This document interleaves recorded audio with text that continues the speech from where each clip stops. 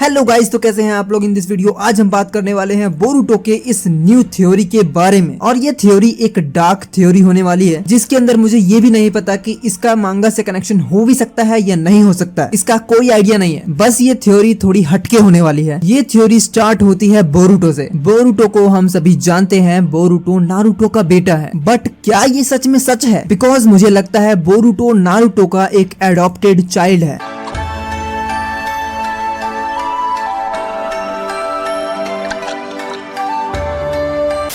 मुझे पता है तुम लोग अब यही बोल रहे होगे कि यार ये पगला गया है, इसकी वीडियो छोड़ो और भागो, लेकिन रुक जाओ 2 मिनट के लिए। सबसे बड़ी बात यहाँ ये है, क्या तुमने इस नेक्स्ट जनरेशन के शिनोबी वर्ल्ड के बच्चों को देखा है? मैं सभी की बात कर रहा हूँ, इनोजिन, शिकडाई, सारडा, चोचो। इन सभी के पास अपने पेरेंट्स से विरासत में मिली पावर्स हैं, बट बोरुटो के पास नहीं है। ये सारे डबल जुत्सु को यूज कर सकते हैं, बट बोरुटो नहीं कर सकता है। स्पर्म छोटे पड़ गए तुम्हारे, और क्या छोटे रह गए? स्पर्म छोटे पड़ गए, पढ़ते हैं। अरे साइंस में मैंने पढ़ा।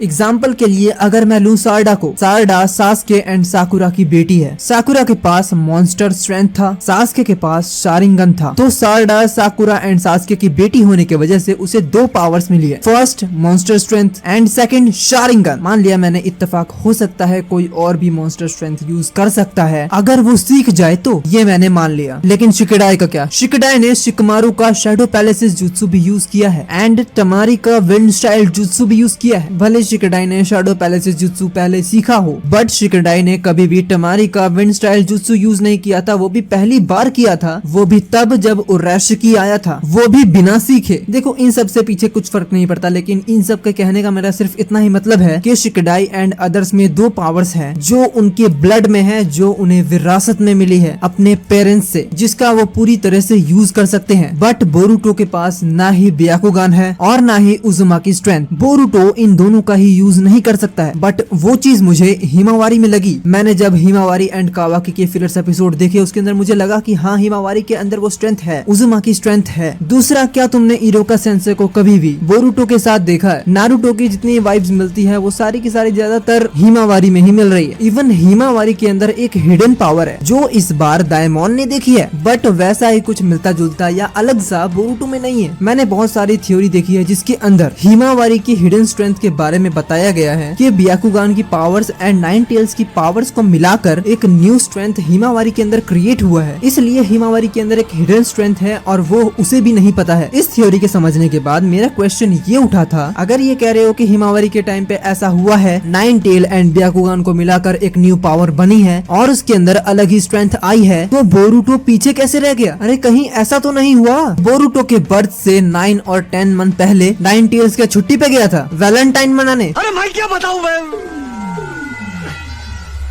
मैं क्या बताऊं, जिस वजह से बोरुटो को ये पावर्स नहीं मिल पाई। नारुतो शिनोबी वर्ल्ड का सबसे स्ट्रॉन्गेस्ट बंदा था, सो उसके बेटे में कुछ तो आना चाहिए था, ब्याकुगान ही सही। मुझे अपने घर जाना है मुझे घर जाना है।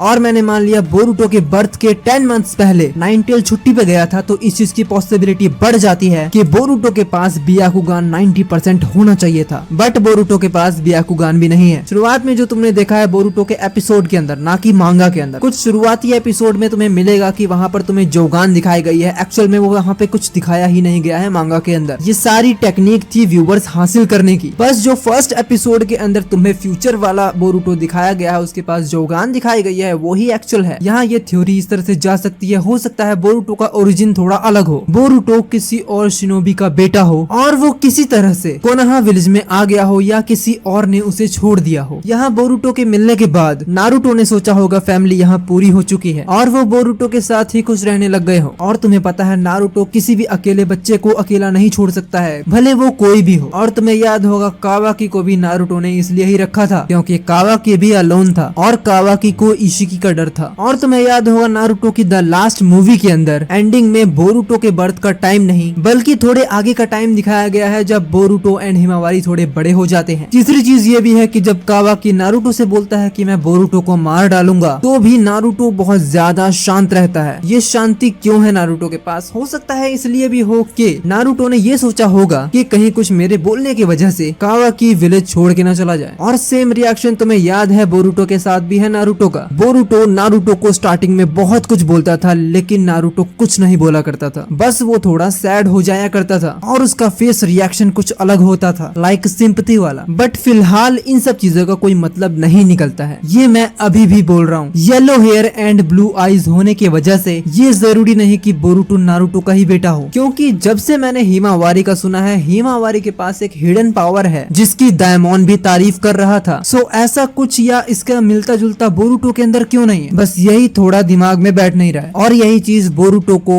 उसकी फैमिली से और हिमावारी से अलग बना रहा है। अच्छा बाकी आपको क्या लगता है इस थ्योरी के बारे में, आपको ये थ्योरी कैसी लगी प्लीज कमेंट्स में लिख के जरूर बता देना। अच्छा बुरा सब देख लेंगे, कोई दिक्कत नहीं है, आप अपना रियल ओपिनियन भेजो। और ये थ्योरी अच्छी लगी तो सब्सक्राइब करके जरूर जाना, सब्सक्राइब कर दिया करो, ऐसी थ्योरी आती रहेंगी।